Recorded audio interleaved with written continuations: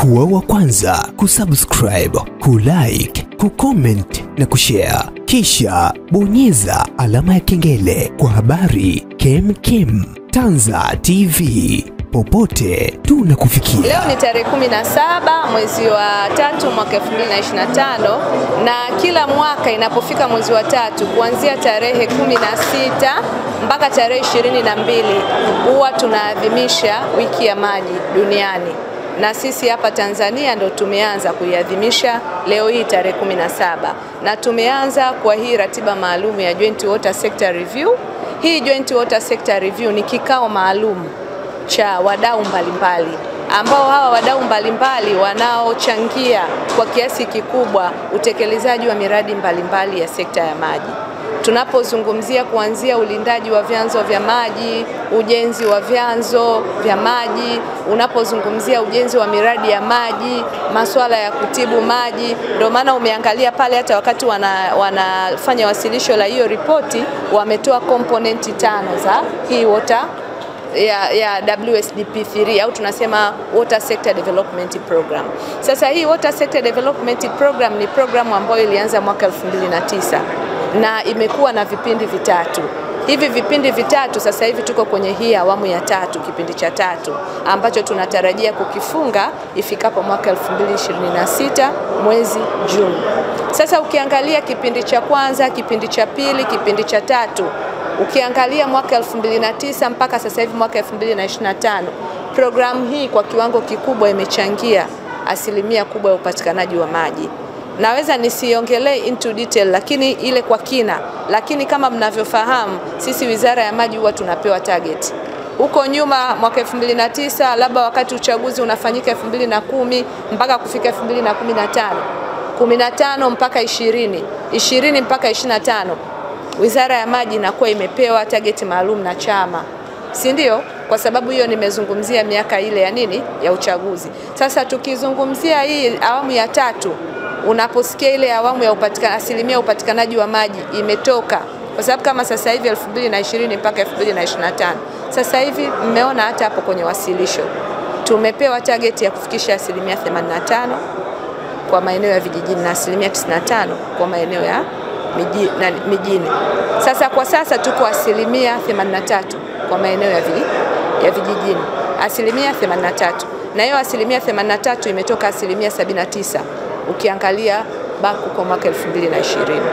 Na ukija ukiangalia kwa upande wa mijini tuko asilimia 91 point ngapi? Point 6 ukiangalia pale. Na hiyo go back mwaka 2020 huko tulikuwa asilimia 84. Kwa hiyo tunaitafuta asilimia 95. Na hii yote ni mafanikio ya nini? Ya hii sekta, Water Sector Development Program. Ndio imesababisha tumeweza kufika hapa. Sasa kwa ujumla tunapozungumzia Water Sector Development Program, ndio maana humu ndani mmeona development partners. Sisi miradi yetu yote ya maji inatekelezwa kupitia serikali, kama sio serikali huwa tuna development partners ambao ni mbalimbali. Unawaona AFDB, unawaona World Bank, unaona AFD, ndio maana unawaona hapa wote wapo, hao ni development partners. Lakini mmeona taarifa kuna wale ambao sio development partners, tuna CSOs na NGOs. Huko ukienda mikoa yote unakuta kuna foundation, kuna vinini wanajenga mradi, lakini na wenyewe wamesaidia kumtoa mama ndo kichwani. Mtu akichimba kisima akajenga kituo au mradi mdogo, mwananchi anakuwa amepata nini? Huduma ya maji. Kwa hiyo anakuwa ameunga ile, ikiwa ni CSO au NGO inakuwa imeunga juhudi za serikali za kumtoa mama ndo kichwani. Kwa hiyo leo kikao hiki maalum, na ndio maana kimekuwa cha kwanza, tulikuwa tunafanya review ya kuona mwaka jana mwezi wa 3 tulikuwa tuna report ya utekelezaji. Je, kwa mwaka huu tukikompea na ile ripoti tumeweza kutembea kwa kiasi gani? Bajeti yetu tumetekeleza ikoje? Changamoto gani ambazo tumekutana nazo? Na hali ya upatikanaji wa maji imeongezeka kutoka kiasi gani kwenda kiasi gani? Kwa hiyo hii ndio ilikuwa maana ya kikao, na ndio maana ripoti imezinduliwa, na mkiitaka ripoti imewekwa kwenye website ya Wizara ya Maji. Na hapa tulikuwa na mgeni rasmi, Katibu Mkuu Kiongozi wa Zanzibar. Kama alivyoweza kuongea hapa, tumepokea taarifa, tumepokea majadiliano, wanaenda kuijadili sasa ile taarifa kwa kina na kuja na mpango mkakati sasa, ili tunapoenda kwenye utekelezaji wa bajeti wa mwaka wa fedha ujao tuone tunamaliziaje huu mwaka ambao ni Juni 2026. Kwa hiyo from Juni 2025 to Juni 2026 tumebakisha mwaka huu mmoja. Kwa hiyo hilo ndio lengo maalum la kikao hiki kwa Kiswahili. Manake tumeongea sana Kiingereza kwa sababu development partners wetu wengi wanaelewa lugha ya Kiingereza. Swala la maji, kwa ukiangalia Tanzania sisi tunazungumzia access to water in terms of percentage. Lakini wenzetu pia huko bara la Afrika au maeneo mengine na wenyewe hali ya upatikanaji wa maji inaendelea, hawazungumzii in terms of percentage kama sisi tunavyojiwekea target, lakini na wenyewe wanazungumzia main duniani tuna lengo Millennium Development Goal au tunaenda SDG 6. Ile SDG 6 imezungumzia access to water.